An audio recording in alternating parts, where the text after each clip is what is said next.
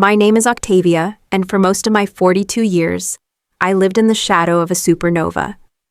My sister, Serena. To the world, she was Serenity, an online guru with millions of followers who hung on her every word about authenticity, kindness, and living a minimalist life full of love. She built a brand, a fortress of perceived goodness, all while she was methodically, relentlessly draining our parents' retirement fund dry. When the well was empty and they were facing foreclosure, she didn't miss a beat. She launched a massive online fundraiser, a masterclass in manipulation, claiming it was for a sudden and devastating family medical emergency. And for the face of her campaign, for the ultimate symbol of manufactured sympathy, she used a picture of my son, my sweet Leo, asleep in a hospital bed. I confronted her, my voice shaking with a rage so pure it felt like ice in my veins. She just laughed, a light tinkling sound, as if I'd told a silly joke. She told me no one would ever believe me, the quiet, invisible sister over her, the beloved icon of digital grace. She was wrong. At her glittering charity auction, the triumphant peak of her fraudulent campaign, I replaced the grand prize, a lavish, all-expenses-paid vacation, with a single sealed envelope. And when the highest bidder opened it on stage, in front of a live-streaming camera and a room full of her most devoted fans, the world finally saw the real Serena. Before I dive into exactly how a simple manila envelope toppled an empire of lies, I'd love to know where all of you are watching from tonight. Let me know in the comments. And if you've ever felt like the overlooked sibling or had to fight to have your truth heard, go ahead and hit that like button. For all the new people here, make sure you subscribe to join this amazing community of people who understand that sometimes the most dramatic stories are the ones that happen within our own families. My story, I suppose, begins in the way many of these stories do, with a sun and a planet. Serena was the sun. Even as a little girl, she had a gravitational pull. People, especially our parents, were simply drawn into her orbit, happy to circle her, to reflect her light. I was the planet, solid and predictable, dutifully following my own path but forever defined by my proximity to her brilliance. I remember when she was 8 and I was 10, she'd landed a small part in the school play, a single line as a talking flower. On opening night, she got stage fright and forgot her line, just stood there blinking in the stage lights until another child nudged her off. I found her crying backstage later, not from embarrassment, but from fury that her moment had been stolen. That night at home, I listened as our parents reframed the disaster into a triumph. She wasn't just a flower, my mother declared to my grandmother on the phone, her voice swelling with pride. It was a piece of performance art, a commentary on the ephemeral nature of memory, so avant-garde. My father nodded sagely, ruffling Serena's hair. That's my girl, always thinking outside the box. I had won the school science fair that same week with a project on hydroponics I'd spent months on. When I tried to show them the blue ribbon, my mother glanced at it and said, "That's nice, honey," before turning back to Serena to dissect her bravura performance. I learned early on that my achievements were nice, but Serena's failures were fascinating. This dynamic only solidified as we grew older. The lines were drawn.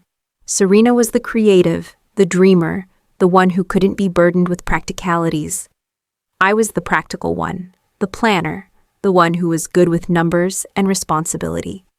When Serena wanted to go to an expensive summer art camp, she drew a series of frankly terrible charcoal sketches of our family dog, and my parents framed them as proof of her burgeoning genius, writing the check without a second thought. When I wanted to attend a math and science program at the local university, I had to present a detailed budget and a written proposal explaining the long-term career benefits. I got to go, but the message was clear. My dreams required justification, while Serena's required only admiration. The disparity reached its peak at our high school graduations. I graduated third in my class, a fact that was mentioned in passing. For my gift, my parents opened a modest savings bond in my name.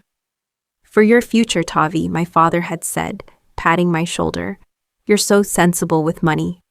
2 years later, when Serena graduated with a C average and a portfolio of questionable poetry, they bought her a brand new convertible. To inspire her, my mother explained to me, her eyes shining as she watched Serena squeal with delight. An artist needs to feel free, to be able to chase the muse wherever it leads. I didn't feel jealousy so much as a profound sense of confusion. It was like we were living in two different families, governed by two different sets of physical and emotional laws. I was grounded by the gravity of expectation and common sense. She was allowed to float freely, tethered to nothing. I went to college, got a degree in accounting, met my wonderful husband, Mark, and built a life for myself based on the principles I understood. Hard work, honesty, and living within your means.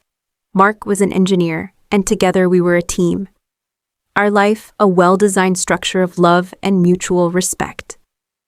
We bought a modest house, we saved, we planned. Serena, meanwhile, flitted from one passion project to another. She tried acting, then photography, then jewelry making. Each new venture was announced with tremendous fanfare and required a small seed investment from our parents to get off the ground. The acting headshots, the professional-grade camera, the kilos of silver and turquoise, all of it was funded by what my parents called supporting her journey. Then came the dawn of the social media influencer. It was a world tailor-made for Serena. It didn't require talent in the traditional sense, just the projection of it.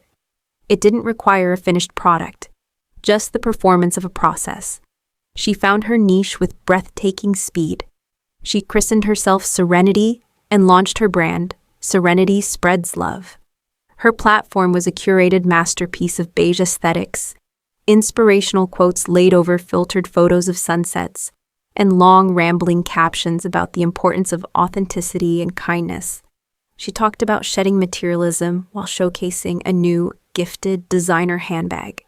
She preached about mental wellness and the beauty of a simple life from an apartment I knew for a fact was costing our parents a fortune in subsidized rent. The irony was staggering, but her audience ate it up. They saw a beautiful, gentle soul navigating a cruel world with grace. They didn't see the frantic, tearful phone calls to our dad when her credit card was declined. They didn't see the way she'd turn on our mom if she dared to question a purchase. They saw the performance, and they adored her for it. The financial drain, which had once been a steady trickle, became a torrent. It started subtly.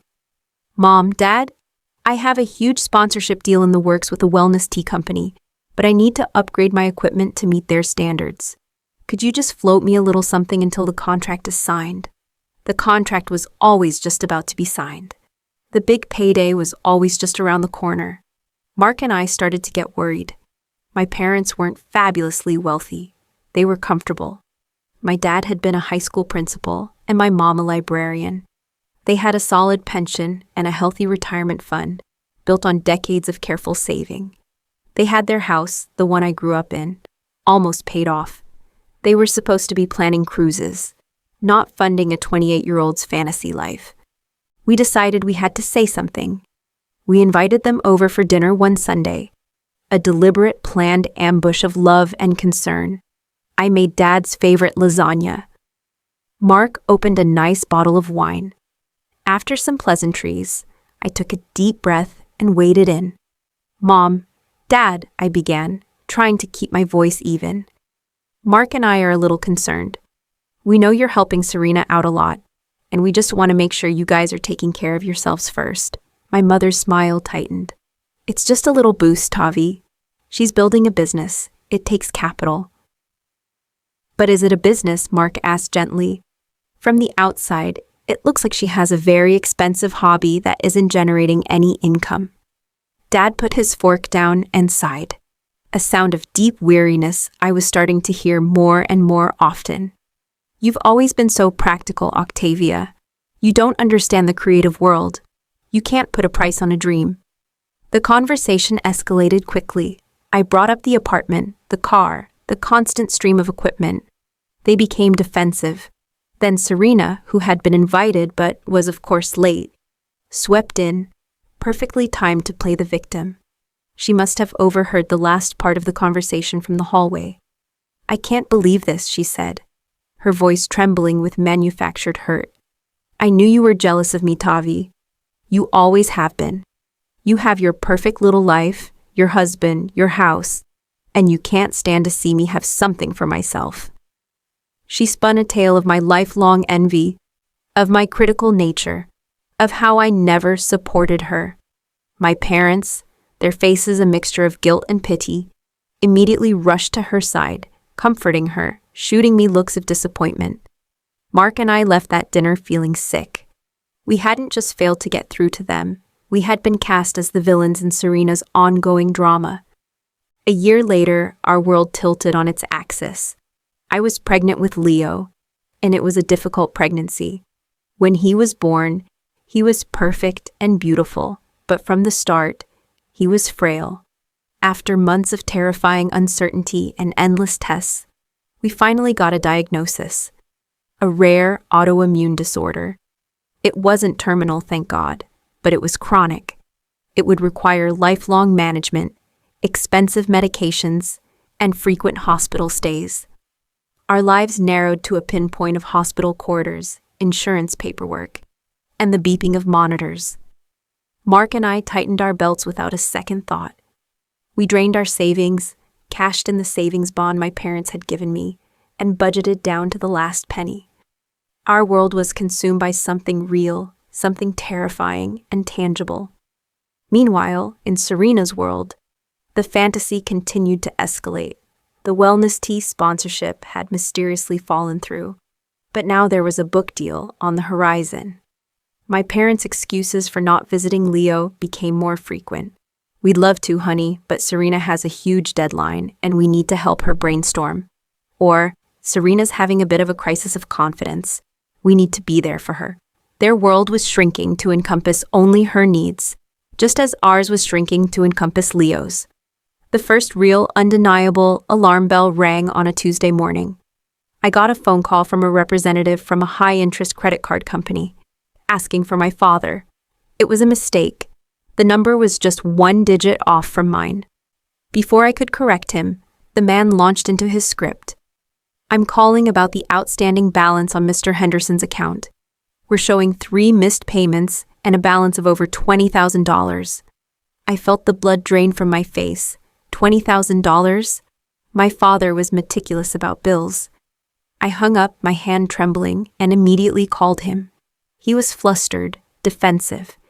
"It's a mix-up, Tavi. A clerical error. Don't you worry about it."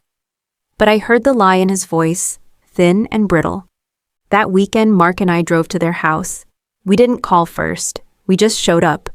We sat them down at the same dining room table where they had once celebrated Serena's performance art.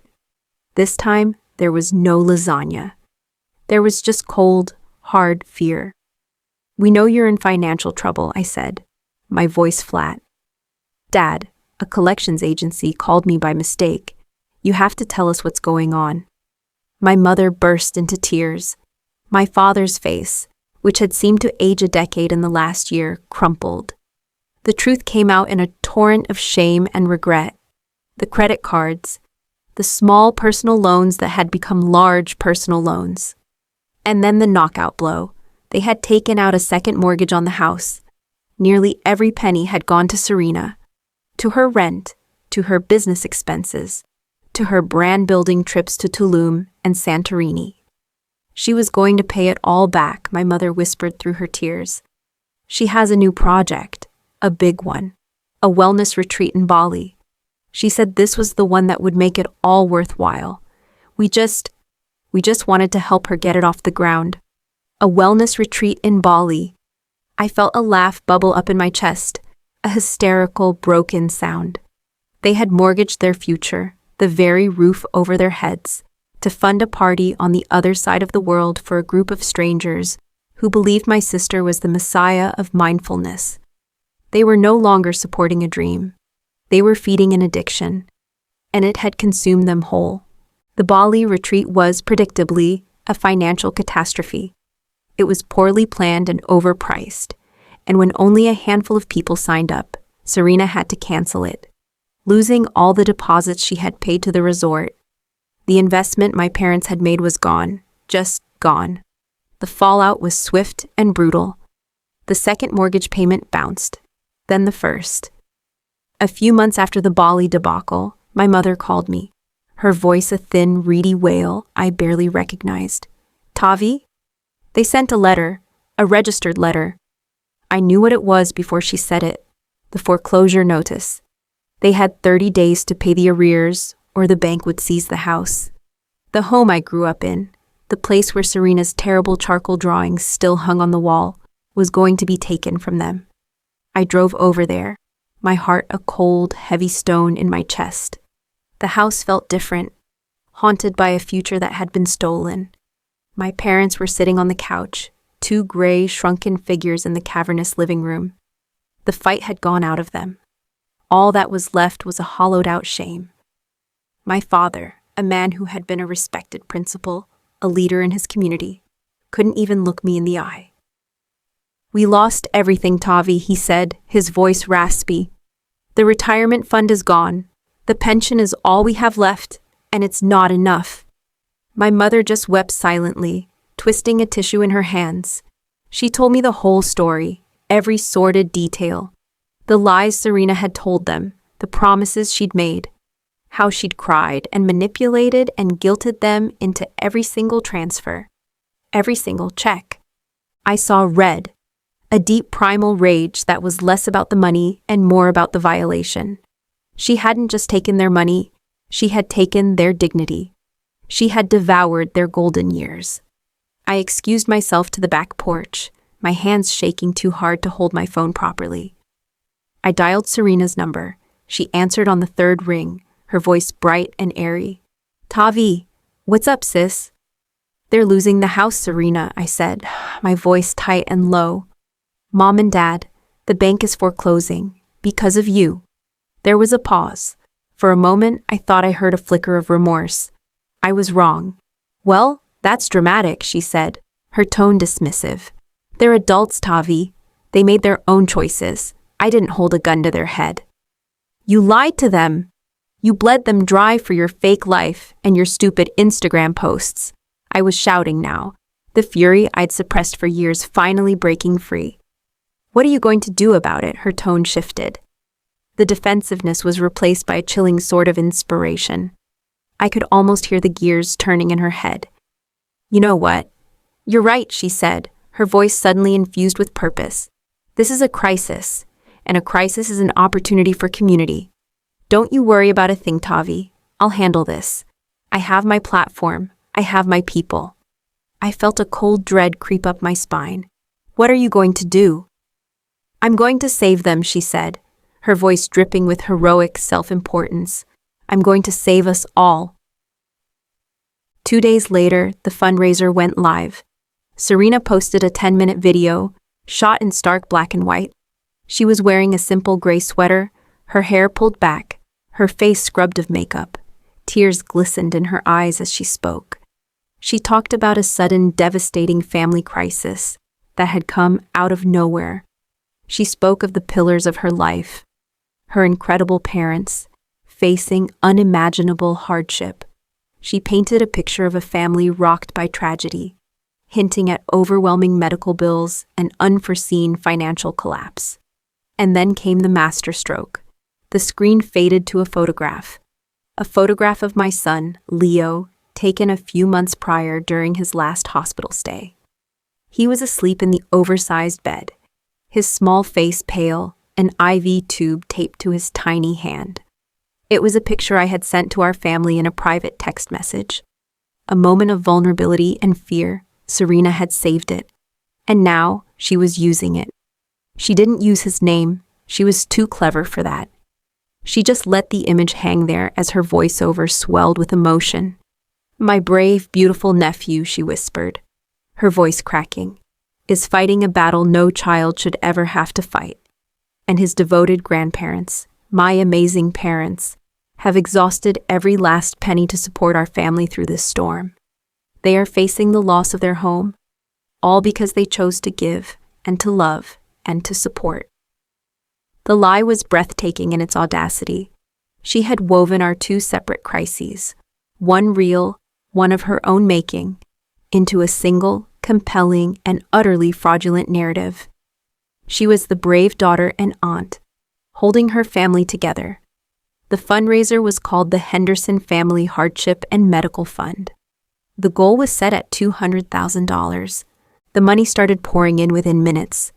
Her followers, her community, responded with a tidal wave of sympathy and cash. The comments were a testament to her manipulative genius. "Serenity, you are an angel on earth. Your strength is an inspiration. Praying for your nephew and your wonderful parents." Serenities. Family started trending. I watched the numbers on the GoFundMe page climb, my body numb with a horror so profound it felt like I was outside of myself, watching a movie. 10,000, 30,000, 50,000 in the first day. Every dollar was a fresh stab in my heart. Every comment was a testament to a lie that was suffocating me. I sat on my couch, the screen of my laptop glowing in the dark, and I felt something shift inside me. The hurt, the anger, the lifelong sense of being second best. It all burned away, leaving behind a core of something cold and hard and clear. This wasn't about jealousy anymore. This wasn't about sibling rivalry. This was about justice. This was about my son. I called her. She answered, her voice still in that soft, "I'm so brave" mode from the video. "Octavia," she breathed, as if my name itself was a burden. "How dare you," I said. My voice was quiet, devoid of the hysteria she was probably expecting. "How dare you use my son? How dare you put his picture, his private pain, on display for the entire world to fund your, what? Your next vacation? To pay off the debts you incurred buying shoes?" "Oh, relax, Tavi," she sighed, the mask of the martyr slipping to reveal the familiar, dismissive Serena. "It's for a good cause. Us. It's brilliant if you think about it. People need a face for a tragedy, and let's be honest, Leo's is a cute one. It's just marketing. The money will help Mom and Dad, and it will help me get back on my feet so I can help them more in the future. It's a win-win." "A win-win," I repeated, the words tasting like ash. "You steal their life savings, and then you use my sick child as a prop to get it back. I'm going to tell everyone, Serena. I'm going to post on your page. I'll call the news. I'll tell them the entire truth." And then she laughed. It wasn't a big, booming laugh.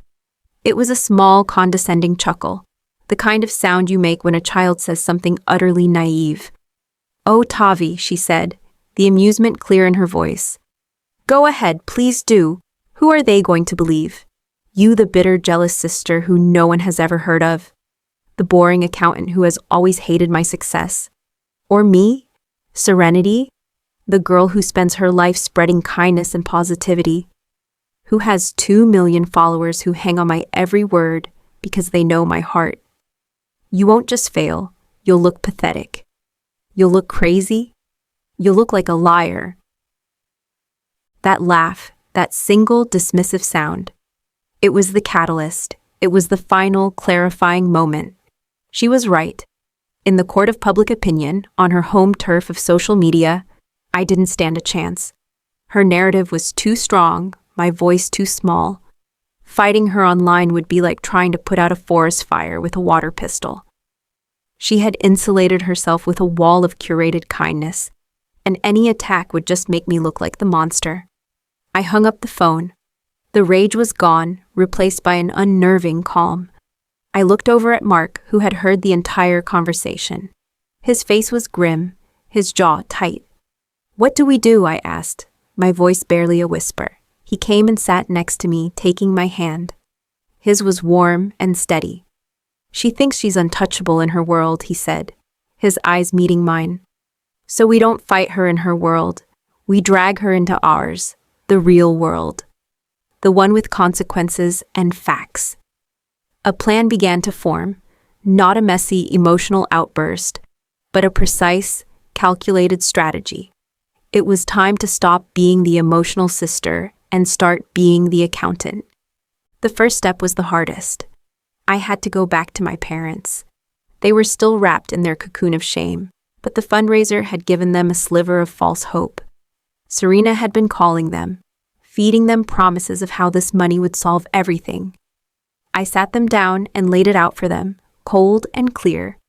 I showed them the fundraiser page. I showed them their grandson's picture. And for the first time, I think they truly saw Serena not as their troubled, brilliant daughter, but as the world was about to see her. "She's using him," my mother whispered, her hand flying to her mouth. "She's using all of us." The flicker of hope in their eyes died, replaced by a dawning horror. That horror was the leverage I needed. "I need your help," I told them. "I need everything. Every bank statement, every credit card bill, every email where you transferred her money. I need proof." It was a painful, humiliating process for them, digging up the evidence of their own folly. But they did it. For days, we sat at their dining table, the same table of so many fraught family dinners, and we assembled a fortress of facts. Next, I made a call to a name I hadn't spoken in years, Mr. Abernathy. He had been my parents' financial advisor for 3 decades, a kind, meticulous man who had helped them build their nest egg. They had fired him a year ago on Serena's advice. She had told them he was too conservative and didn't understand modern investments. I met him at a quiet coffee shop. When I laid out the story, his face grew grimmer with every word. He had suspected something was wrong, but he had no idea of the scale.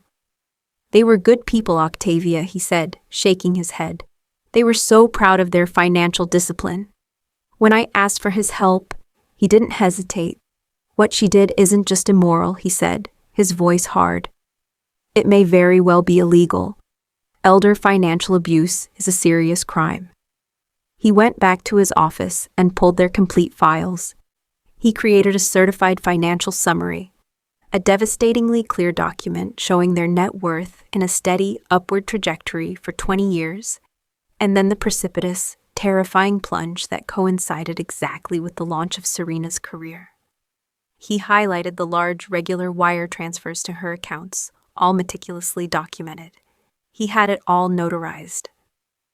My friend Charlotte, a shark in the world of public relations, was my next call.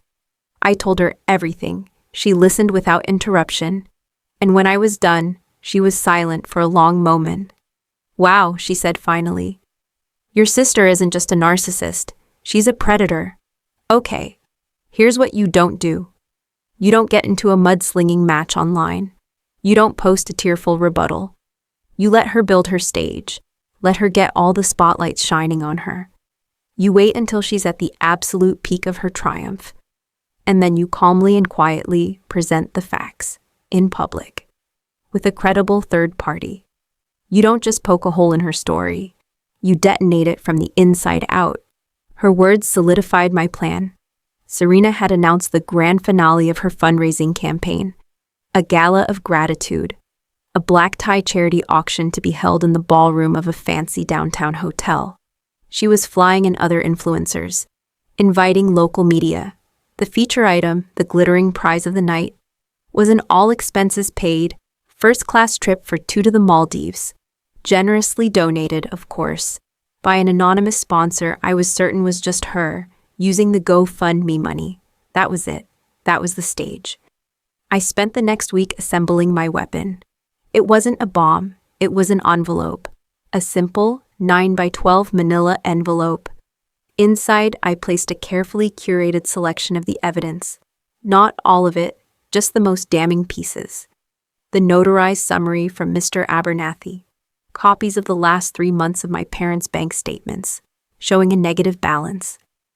Copies of 3 months of Serena's credit card statements, which my parents had been paying, with purchases from Gucci, Louis Vuitton, and a $5,000 charge at a Beverly Hills hotel, highlighted in yellow, the foreclosure notice on their house, a crisp, high-resolution print of the photo of Leo from the fundraiser, and on top of it all, a single-page statement, written by me. It was calm, factual, and devastating. I didn't write it as a victim. I wrote it as a witness. The envelope was heavy with the weight of the truth. The night of the gala arrived. The ballroom was a sea of sequins and champagne. A huge banner with Serena's beatific face hung over the stage, bearing the hashtag Serenity's Family. She was gliding through the room, a goddess in a silver gown, accepting praise and air kisses. She had invited my parents, and to my surprise, they had agreed to come. They were my Trojan horse. When Mark and I arrived, dressed in our best, Serena's eyes widened for a fraction of a second.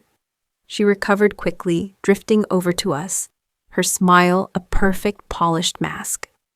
"Tavi, Mark, I'm so glad you decided to come," she purred, loud enough for those around her to hear. "I knew you'd see that we're all in this together. A family united." She squeezed my arm, a gesture of performative solidarity.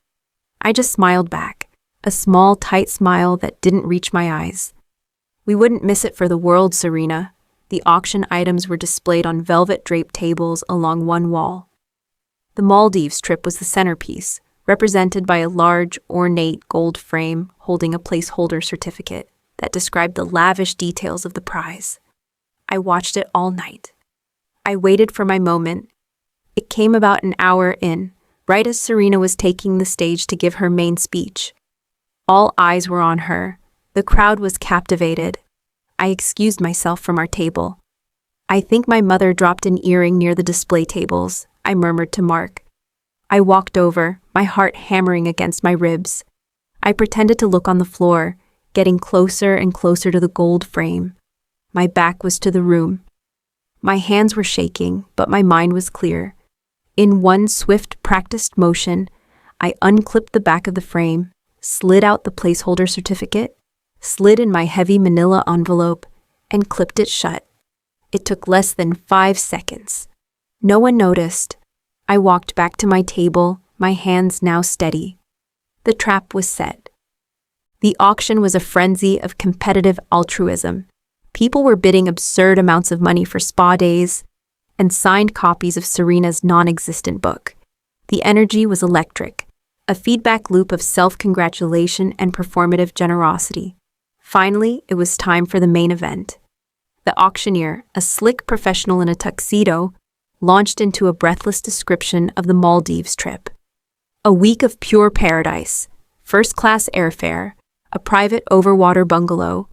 This is the trip of a lifetime, folks, and every dollar goes to help this incredible family. The bidding started high and climbed fast. It became a battle between a tech bro in a velvet jacket and an older, distinguished-looking man at a front table. I recognized him from the papers, Julian Croft, a well-known and deeply respected local philanthropist, a man famous for his quiet, effective charity work and his utter intolerance for nonsense. He was the real deal. He was perfect. The bidding soared past $20,000, $30,000, $40,000. The tech bro finally tapped out. "Sold!" the auctioneer boomed. "For $50,000 to the esteemed Mr. Julian Croft." The room erupted in applause. Serena was beaming, her face a mask of triumphant grace. "Julian, oh Julian, thank you," she cried into the microphone. "Please come up on stage and accept your prize." Mr. Croft made his way to the stage, looking pleased. Serena took the heavy gold frame from the auctioneer and presented it to him with a flourish. The cameras flashed. The crowd cheered. "Go on, Julian," Serena urged, her voice syrupy. "Open it up. Show everyone the certificate for the paradise you've earned tonight." Mr. Croft smiled and turned the frame over. He unclipped the back. His smile faltered slightly as he pulled out not a glossy certificate, but a thick, plain manila envelope. A flicker of confusion crossed his face. He slid it open with his thumb and pulled out the sheaf of papers inside. He glanced at the top page, my statement. He read the first few lines. I watched his face. It was a slow-motion transformation. The pleasant confusion melted away, replaced by a dawning understanding, then disbelief, then a cold, hard rage that settled deep in his eyes. The ballroom had grown quiet. The applause had died down, replaced by a confused murmur. Serena's smile was frozen on her face. Is everything all right, Julian?" she asked, her voice a little too high. Mr. Croft didn't look at her. He looked down at the papers in his hand, then out at the audience.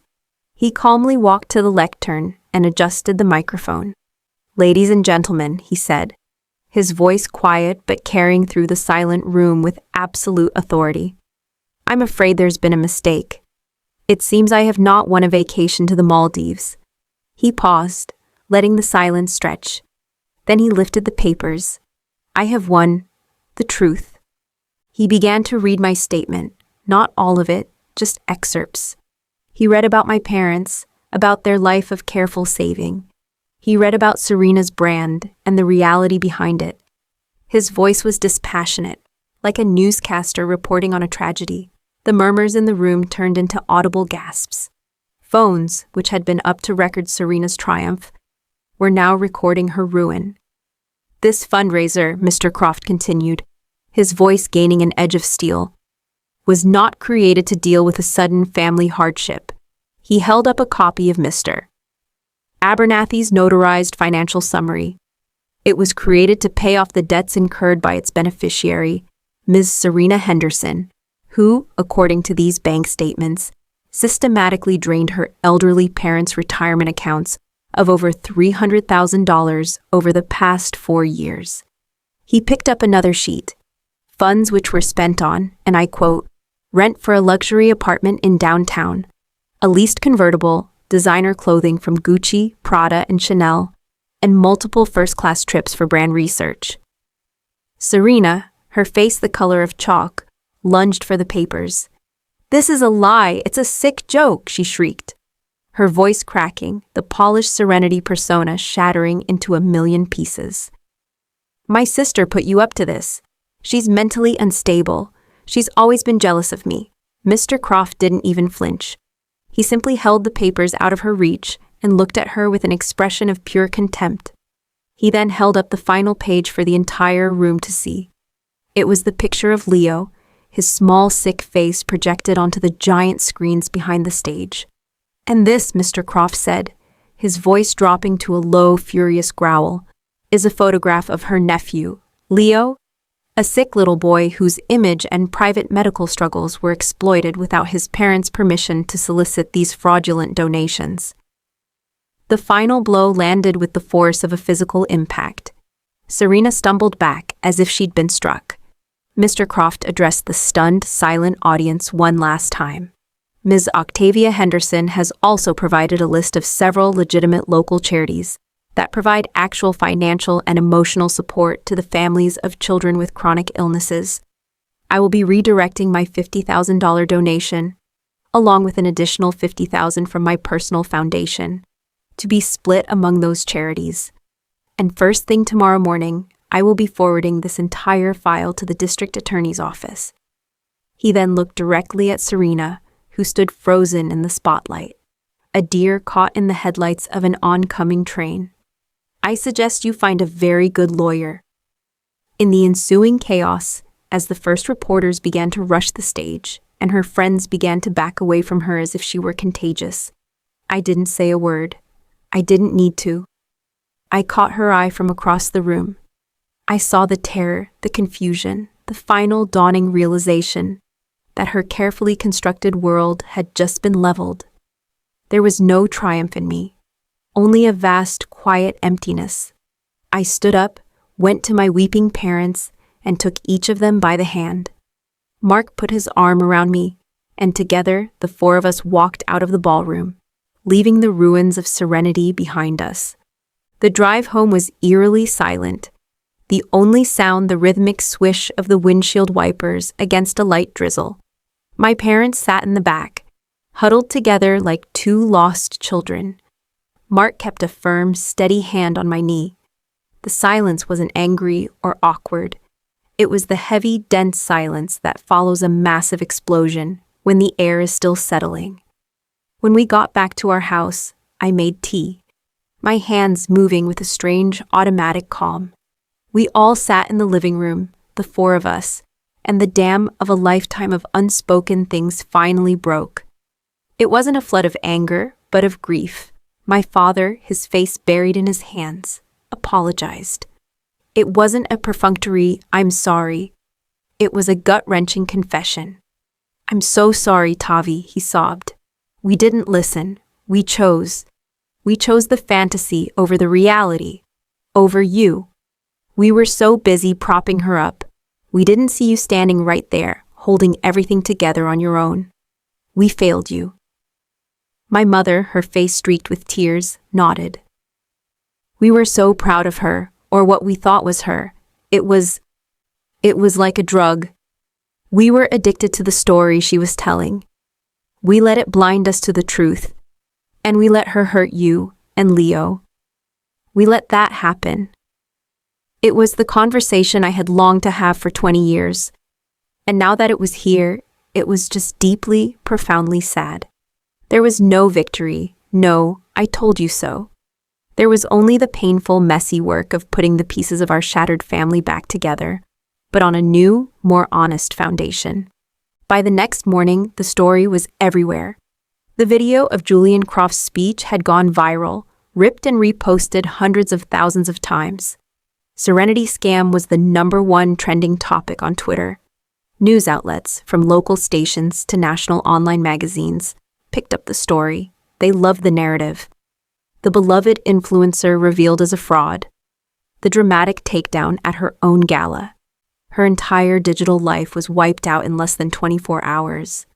The comments on her old posts turned from adoration to vitriol. Sponsors issued public statements severing all ties. Her agency dropped her. She deleted her Instagram, her Twitter, her Facebook. But it was like trying to unring a bell. The internet, the very tool she had used to build her kingdom, was now the instrument of her exile. True to his word, Julian Croft had his lawyers contact the district attorney's office. An official investigation into wire fraud and fraudulent solicitation was launched. GoFundMe, under immense public pressure, froze the fundraiser and began the process of returning every single dollar to the donors, posting a link to the list of legitimate charities I had provided. Serena was, for the first time in her adult life, completely and utterly on her own. There was no one to bail her out, no one to lie for.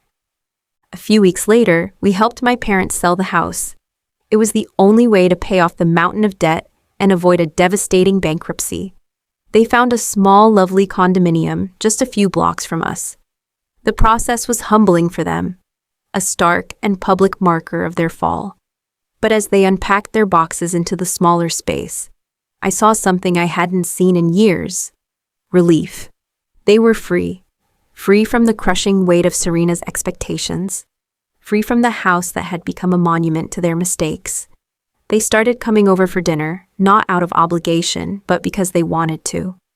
My dad would get down on the floor and play with Leo for hours, a genuine, unforced joy in his eyes. My mom started reading to him, her voice soft and steady. They were finally present, their attention undivided. They were becoming grandparents. They were becoming my parents again. About a month after the gala, my phone rang. It was an unknown number. I answered. "Hello? Tavi?" The voice was small, ragged, almost unrecognizable. It was Serena. "You ruined my life," she whispered. There was no anger, just a hollowed-out despair. I took a deep breath, the old instinct to comfort, to manage her feelings, rising up in me. I pushed it down. "No, Serena," I said, my voice calm and even. "You ruined your life. You made choices. You told lies. These are the consequences." "But what am I supposed to do?" she cried, her voice cracking. "I have nothing. I have no one. The lawyers are so expensive. Can't you help me? Just a little, for Mom and Dad?" The manipulation was so ingrained, so automatic. She probably didn't even realize she was doing it. The quiet, responsible sister. The one who would clean up the mess. But something in me was fundamentally different now. The circuit was broken. "I can't help you, Serena," I said. And the words felt like setting down a weight I'd been carrying my entire life. "The kind of help you need has nothing to do with me, or with money. You need real professional help to understand why you do the things you do. I truly hope you get it, for your own sake." I paused, waiting for an argument, a plea, a flash of the old anger. There was only her ragged breathing. "Goodbye, Serena," I said softly, and I ended the call. I didn't block her number. I didn't have to. I knew she wouldn't call again. She had no more leverage. It's been a little over a year now. Life has settled into a new, quieter rhythm. It's a better rhythm. Leo's health, while still a daily concern, is stable. He's a happy, bright little boy who is blissfully unaware of the brief, ugly moment he was a trending topic. My parents are a constant, gentle presence in his life. The shame has faded, replaced by a quiet gratitude. They are rebuilding not their finances, but their integrity. They live simply, and I think, more happily than they have in a very long time. Watching the raw emotional power of community support get twisted by my sister, and then seeing it so powerfully redirected by Mr. Croft, sparked something in me. I realized that my skills as an accountant, the boring practicality that my family had always contrasted with Serena's creativity, could be a force for good. 6 months ago, with seed funding from a very enthusiastic Julian Croft, I launched a small nonprofit. We help families navigate the overwhelming non-medical costs associated with childhood chronic illness, the travel to specialist appointments, the lost wages from parents taking time off work, the special dietary needs that insurance won't cover. It's practical, unglamorous work. There are no photo ops, no inspirational quotes. There are just spreadsheets, applications, and the quiet satisfaction of lifting a small burden from a family that is already carrying so much. It's the most fulfilling work I've ever done. I heard from a cousin that Serena is living in a different state now, working a retail job at a mall. She's anonymous, just another face in the crowd. There has been no grand reconciliation, no tearful apology scene from a movie.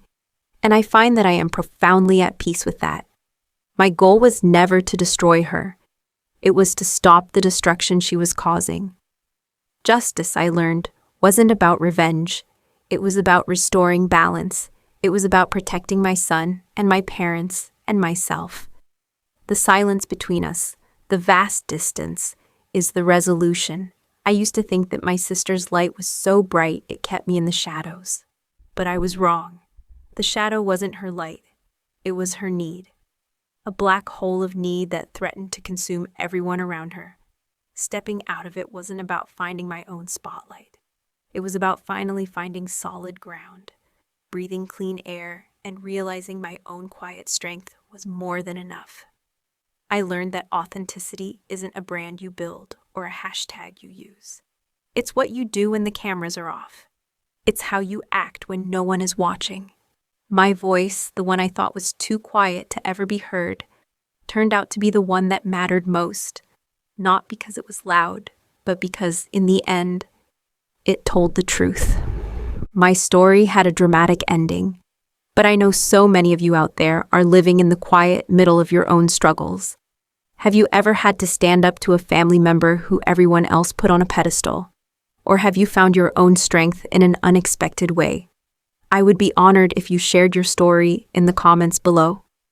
Reading them is a powerful reminder that none of us are alone in these complex family dynamics. If my story resonated with you, please don't forget to like this video and subscribe to the channel for more stories from people who have navigated the messy, complicated, and ultimately beautiful journey of finding their own voice. Sharing this video might help someone else who feels invisible or unheard. Thank you so much for joining me tonight, for listening with such open hearts. Remember that your worth is not determined by who overlooks you, but by who you are when you decide to finally see yourself clearly. I wish you all strength on your own paths,